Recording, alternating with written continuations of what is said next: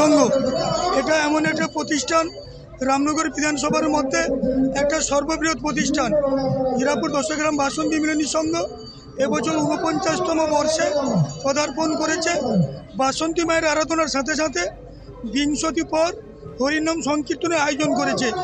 হীরাপুর দশগ্রাম বাসন্তী মিলনী সংঘ এবছর ১৪৯ জন চৈতন্য মহাপ্রভুর আগমন ঘটিয়েছেন, যেটা রামনগর বিধানসভা এলাকার মধ্যে আজ পর্যন্ত ঘটেনি। সেটা সর্বপ্রথম হীরাপুর দশগ্রাম বাসন্তী মিলনী সংঘ করে দেখিয়েছে। এবং আজকে এই অন্ন মহোৎসবের দিনে প্রায় নাই করে ১০,০০০ মানুষের সমাগম ঘটবে। এবং হীরাপুর দশগ্রাম বাসন্তী মিলনী সংঘ এই মুহূর্তে জনজোয়ার জনপ্লাবনে পরিণত হয়েছে। আজকের এই চৈতন্য মহাপ্রভুর মহাপ্রসাদ বিতরণের শুভ সূচনা করেছেন রামনগর ১ ব্লকের সমষ্টি উন্নয়ন আধিকারিক। এবছরের ২০তম হরিনাম সংকীর্তন আয়োজন করা হয়েছে। এই আয়োজনে প্রায় ২০,০০০ লোকের সমাগম হওয়ার চলছে। এখানে নতুন চমক হিসেবে ১৪৯তম মূর্তি আবরণ মূর্তি উন্মোচন হয়েছে। এখানে আজকে উপস্থিত ছিলেন রামনগর বিধানসভা ১ নম্বর ব্লকের সভাপতি নিতাই চরণ স্যার মহাশয় এবং বিডিও ম্যাডাম পূজা দেবনাথ মহাশয় উপস্থিত ছিলেন।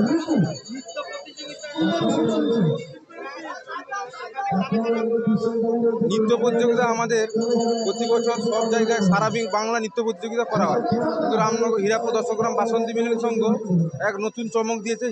রামনগর বিধানসভা এলাকালীন এক ধরনের অনুষ্ঠান আয়োজন করেছে। তাই রামনগর বিধানসভা এলাকালীন করাইছে। বয়স হচ্ছে ৪৯ বছর। আমরা আগে শুধু বাসন্তী মায়ের আরাধনা করতাম। এই ৪ বছর বিগত আমরা আয়োজন করছি মহোৎসবে। এখানে আমাদের সঙ্গের যারা কর্মকর্তা রয়েছেন তারা যেমন অক্লান্ত পরিশ্রম করেন, সেই সঙ্গে আমাদের পার্শ্ববর্তী 10টি গ্রাম সবাই এই যে মিলন উৎসব, এটা প্রতি বছর আমরা আমন্ত্রিত হই। আমার বন্ধু সহকর্মী প্রধান শিক্ষক কৌশিবাড়ি আমন্ত্রণে প্রতি বছর আসি। এখানকার কমিটি যেভাবে অভ্যর্থনা দেয় আমাদেরকে, আমরা সত্যি খুব আনন্দিত। তাই ওনার ডাকে আমরা ফেলতে পারি না, আমরা আসি। এখানে হাজার হাজার লোক মহোৎসবের প্রসার অংশগ্রহণ করছেন। গতকাল নিত্যানিতে ১০,০০০ লোক, আজকে প্রায় ১০,০০০ লোক খাওয়া দাওয়া করেছে। এতটা অঞ্চলে সবচেয়ে বৃহৎ আমার দেখা সবচেয়ে বৃহৎ অন্ন মহোৎসব।